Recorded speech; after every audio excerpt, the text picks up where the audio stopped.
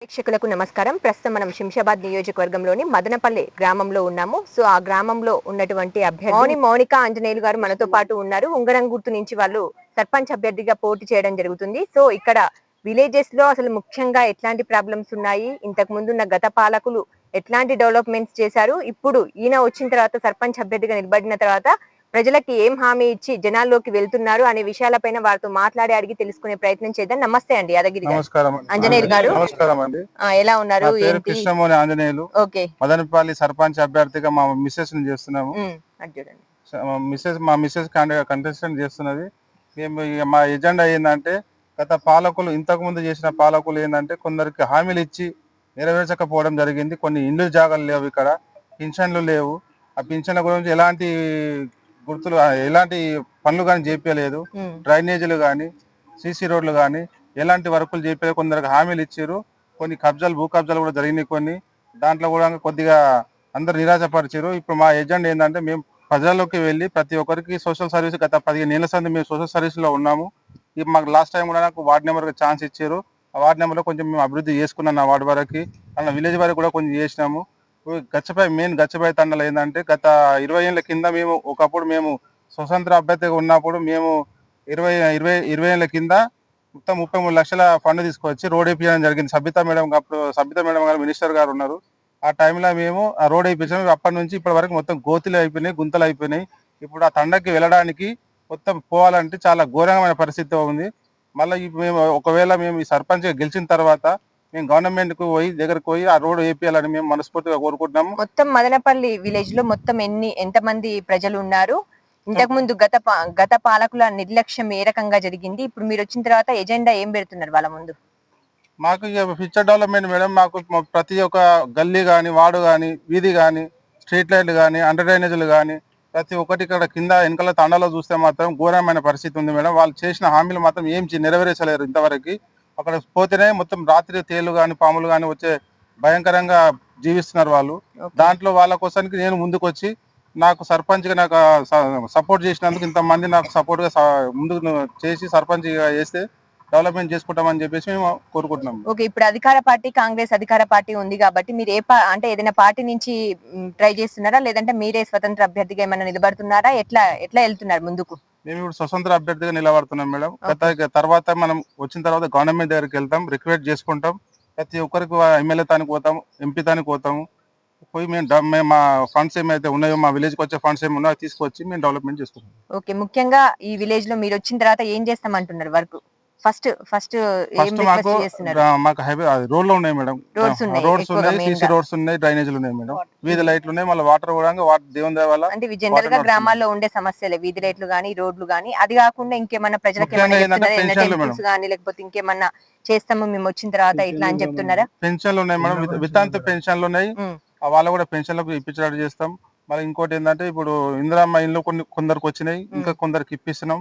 Already ఒక 20-25 దాకా ఇంతకుముందు చేయించినాం. ఇప్పుడు ఇంకా మొత్తం మా విలేజ్ కి 50 శాంక్షన్ అయినాయి మేడం, 150 శాంక్షన్ అయినాయి.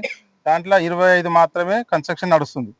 కొందరు ఏంటంటే ఆర్థికంగా ఎందుకంటే ఇప్పుడు ముందు లక్షలు పెట్టుకోవాలి, తర్వాత ఫండ్ కోసం వెదజాల్సి వస్తుంది. కొందరు ఆర్థికంగా ఇబ్బందిగా చాలా మంది ఇబ్బంది పడుతున్నారు.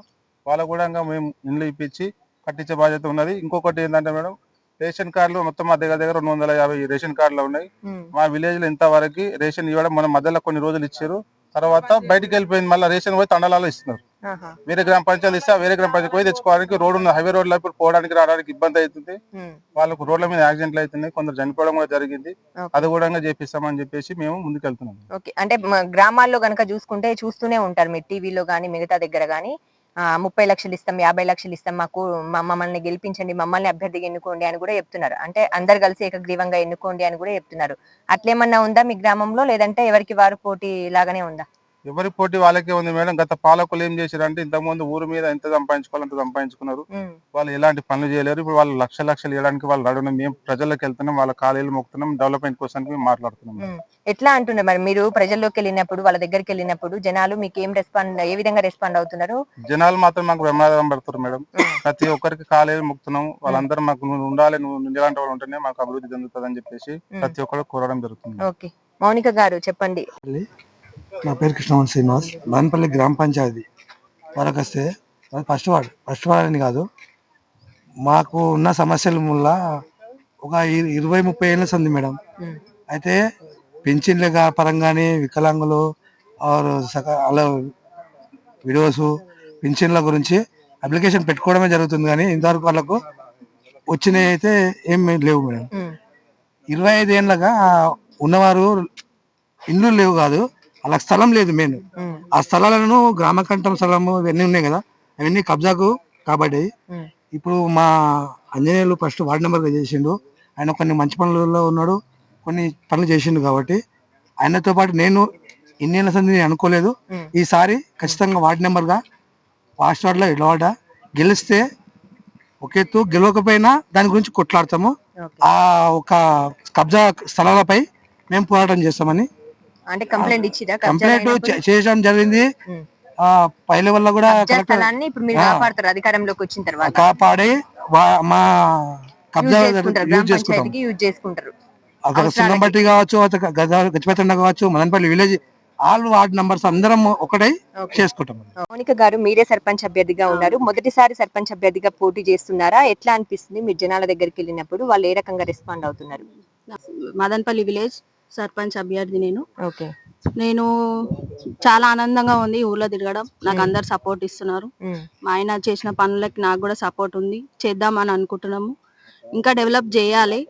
యూత్ ఉన్నది, ఇక్కడ ఉన్న వాళ్ళందరూ వెల్ ఎడ్యుకేటెడ్. మా టీం మొత్తం ఎడ్యుకేటెడే. మాకు యూత్ సపోర్ట్ కూడా ఉంది. ఈసారి గెలిస్తే ఏందా అనేది మేము చూపిద్దామని మేము అనుకుంటున్నాం. అంటే మీరు అంటే ఈ విలేజ్ లోనే ఉంటారు, ఈ విలేజ్ లో ఉన్న ప్రాబ్లమ్స్ అన్ని మీకు ఆల్మోస్ట్ తెలిసి ఉంటది.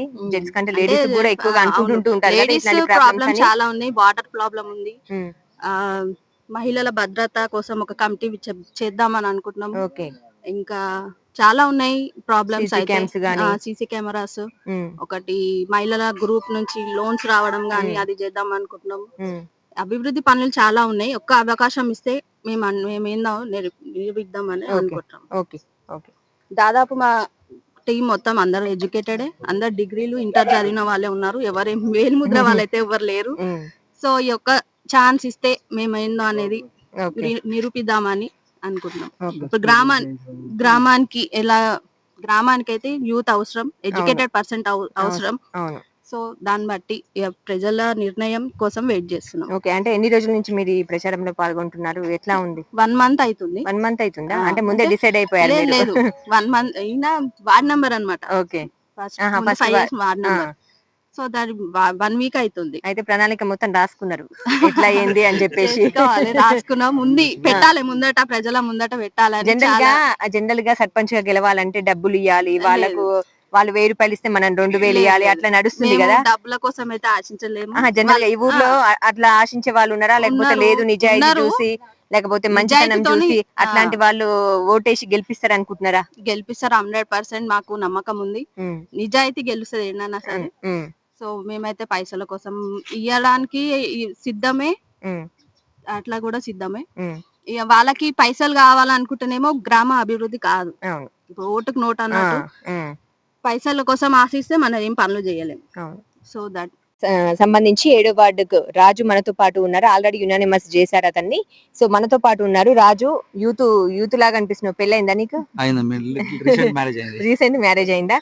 సరే, జనరల్ గా యూత్ కి ఎక్కువ తెలుస్తుంటాయి ఏం జరుగుతుంది ఏంది ఊర్లో, నిజంగా కబ్జాలు చేస్తున్నారా లేకపోతే ఎక్కడన్నా ఇల్లీగల్ వర్క్ చేస్తున్నారా అనేసి యూత్ ఎక్కువ దానిపైన కాన్సన్ట్రేషన్ పెడతారు రాజకీయాల్లోకి వచ్చే వాళ్ళు. ఎట్లుంది ఇక్కడ? అంటే లాస్ట్ ఇయర్ రాజకీయం కన్నా ఈసారి యూత్ అందరు ఏకగ్రీవమై అందరు గ్యాదర్ అయ్యి ఇప్పుడు కొత్త వాళ్ళకి ఛాన్స్ ఇవ్వాలి. మన విలేజ్ డెవలప్మెంట్ గురించి రోడ్లు కానీ, డ్రైనేజ్లు కానీ, వాటర్ ట్యాంకర్ క్లీనింగ్ కానీ ప్రతి నెల, ఇంకోటి ప్రతి నెల మన డ్రైనేజ్ క్లీనింగ్ కానీ, ప్రతి ఒక్కటి మన స్ట్రీట్ లైట్స్ కానీ ప్రతి వర్క్ కు మనం ఈసారి ముందుకు వచ్చి ఖచ్చితంగా మన విలేజ్ డెవలప్మెంట్ చేసుకోవాలనే ఆ థాట్ తోనే ఇలా యూత్ అందరం ముందుకు రావడం జరిగింది. అదే విధంగా మా ఊరు గచ్చిపోతుండ మా ఒకటే గ్రామ పంచాయతీ, మా ఊరుకు చాలా రోజుల నుంచి రోడ్ లేదు.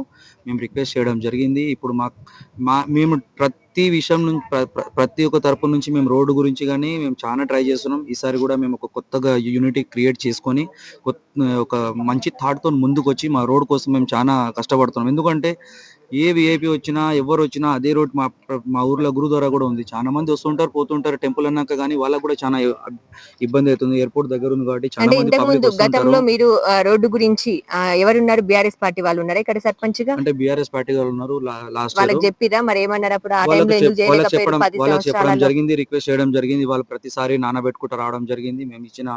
వాళ్ళు ఇచ్చిన హామీలు వాళ్ళు నిలబెట్టుకోలేకపోయారు. ఉమ్, అదే విధంగా వాళ్ళకు లాస్ట్ టైం చాయిస్ ఇచ్చిన ఈసారి కొత్తగా యూనిటీ క్రియేట్ చేసి కొత్తగా క్రియేట్ అయ్యి మనం అందరం యూత్ అందరం ముందుకు వచ్చి ఉమ్, మనం అనుకుంటున్న వ్యక్తికి గెలిపించుకొని మన రోడ్ నాట్ ఓన్లీ మా ఊరికి విలేజ్ మా ఊరికి రోడ్ అని కాకుండా ఉమ్. గ్రామ పంచాయతీలో ఉన్న ఎలాంటి డెవలప్మెంట్స్ కు ముందుకు వచ్చి చేయడానికి మేమందరం ముందుకు రావడం జరిగింది. ముఖ్యంగా యూత్ కాబట్టి యువతకి ఏం సందేశం ఇస్తావు నువ్వు? ఈ గ్రామ పంచాయతీ ఎలక్షన్స్ లలో మద్యానికి డబ్బుకు బానిస కావద్దు, లేకపోతే కనీసం మంచితనాన్ని అది మనిషిని వాస్తవం. చూసి ఎందుకంటే ఓటేయండి అని ఏమైనా చెప్తారా మెసేజ్? ఇప్పుడు ఒక యూత్ కి ప్లస్ పాయింట్ ఎడ్యుకేటెడ్ కు అన్ఎడ్యుకేటెడ్ కు డిఫరెంట్ ఏంటంటే కొంతమందికి తెలియకపోవడం వల్ల మన పేరెంట్స్ ఏజ్ ఉన్న వాళ్ళు ఓల్డ్ ఏజ్ వాళ్ళకు కొంతమంది డబ్బు ఆశిస్తారు. దట్ ఈస్ సెకండరీ విషయం. ఎందుకంటే వాళ్ళకు కొన్ని డెవలప్మెంట్స్ గురించి తెలియదు, వాళ్ళ ఇంట్లోనే ఉంటారు. ఇప్పుడు యూత్ అనక చదువుకొని బయట ఊర్లలో తిరుగుతున్నప్పుడు విలేజ్ డెవలప్మెంట్ గురించి కానీ విలేజ్ లో ఉన్న ప్రాబ్లంల గురించి కానీ యూత్ కి తెలుస్తాయి. కాబట్టి అమౌంట్ తీసుకొని డబ్బులు తీసుకొని ఓట్లు వేసే కన్నా నీతి నిజాయితీగా, సరే డబ్బులు అనే విషయం పక్కన పెట్టేస్తే నిజాయితీగా ఒక మంచి నాయకుడిని గెలిపించుకోవాలంటే మన మనసులో అది పెట్టుకొని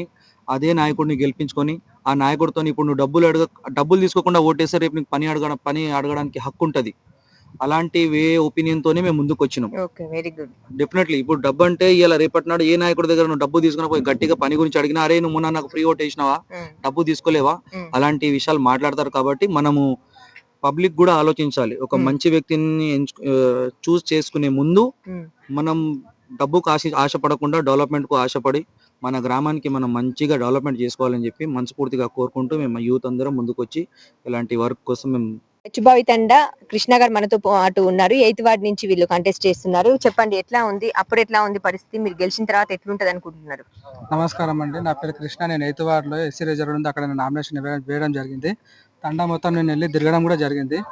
గత ఇంతకుముందుకు 5 సంవత్సరాలు సర్పంచ్లు ఆల్రెడీ చేసారు, 20 years చేసారు, కానీ ఆ తండలో ఇప్పటిదాకా అసలు రోడ్డుకు మట్టి వేయలేరు. అలాంటివి నేను కొన్ని చూడడం జరిగింది. దాన్ని బట్టి అక్కడ నేను నామినేషన్ వేయడం జరిగింది. సో తండా ప్రజలకు అందరితో కూర్చొని మాట్లాడడం జరిగింది. మాట్లాడితే డబ్బు మాకొద్దు, డబ్బు ఆశ మాకు లేదు, మాకు రోడ్డు కావాలని చెప్పారు. రోడ్డుకు మేము గెలిచిన 6 నెలలు రోడ్ వేపిస్తామని పక్క హామీ ఇచ్చినాము. హామీ ప్రకారం మేము ముందుకెళ్ళాలనుకుంటున్నాం. మరి గతంలో మీరు క్వశ్చన్ చేయలేదా అండి? రోడ్డు అంటున్నారు కదా, ఇప్పుడు గత 10 సంవత్సరాలు బీఆర్ఎస్ పార్టీ అధికారంలో ఉంది కదా, మరి అప్పుడు మీరు రోడ్డు వేయించుకోలేకపోయారా? ఇంతమంది యూత్ ఉన్నారు, ఇంతమంది ఉన్నారు విలేజ్ లో, అంటే ఒక రోడ్డు గతంలో ఉన్న అధికారులు ఎట్లుంటది అంటే మేడం, వాళ్ళు పైకి వెళ్ళి కింద కూర్చోడానికి కింద ఉన్న వాళ్ళని పైకి పిలుచుకోరాలు. అట్లా అది 5 సంవత్సరాలు అట్లా గడిచిపోయింది. ఇప్పుడు అలాంటి వాళ్ళకు ఛాన్స్ ఇవ్వకుండా, ఇప్పుడు అలాంటి వాళ్ళు నిలబడ్డారు, అలాంటి వాళ్ళకి ఛాన్స్ ఇవ్వకుండా ప్రజల నుండి ప్రజల మనసు గెలుచుకొని ప్రజల్లో దిగటోళ్ళకి ఛాన్స్ ఇవ్వాలని చెప్పి మేము మొత్తం యూత్ పరంగా అందరం నిలబడడం జరిగింది మేడం. అందులో కూడా 3 వార్డులతో మేము ఇరానోస్ దగ్గర నడుస్తుంది, కొద్దిగా ఇవి అన్ని గెలవాలని ప్లాన్ చేస్తుంది, నడుస్తుంది మేడం.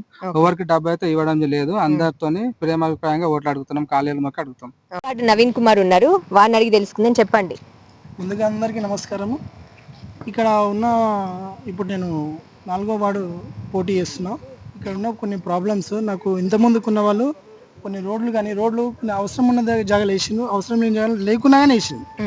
ప్రభుత్వ డబ్బును దుర్యోగం చేసిండు. కొన్ని అక్కడ ఏమీ లేని జాగాల అక్కడ రోడ్ వేసిండు. ఆ రోడ్ అవసరం లేదు, ఆల్రెడీ దానికి పక్కా 40 feet రోడ్ ఉంది. ఆ రోడ్ ఉండగా రోడ్ వేసిండు. అట్లా ఇంకోటి ఏంటంటే కొద్దిగా స్ట్రీట్ లైట్ ప్రాబ్లమ్స్ ఉన్నాయి ఇక్కడ. ప్లస్ ఇంకా వాళ్ళ ప్లాట్లు ఉన్నాయి. ఇంత ముందుకున్న అధికారులకు వాళ్ళ ఫ్లాట్ ఉన్నది కాబట్టి అవసరం లేని రోడ్ వేసింది. అంటే వాళ్ళకి యూజ్ అయ్యే ఇప్పుడు ప్రభుత్వం అక్కడ ఇప్పుడు అదే రోడ్డు మన గచ్చిబాయి తండలో ఒక ఇంచుమించు నడవడానికి ఈ విధంగా దారి లేకుండా ఉన్నది. అక్కడ వేసడానికి కొద్దిగా ఉపయోగం ఉండేది. ఇప్పుడు ప్రభుత్వం డబ్బులు దుర్వినియోగం చేసింది.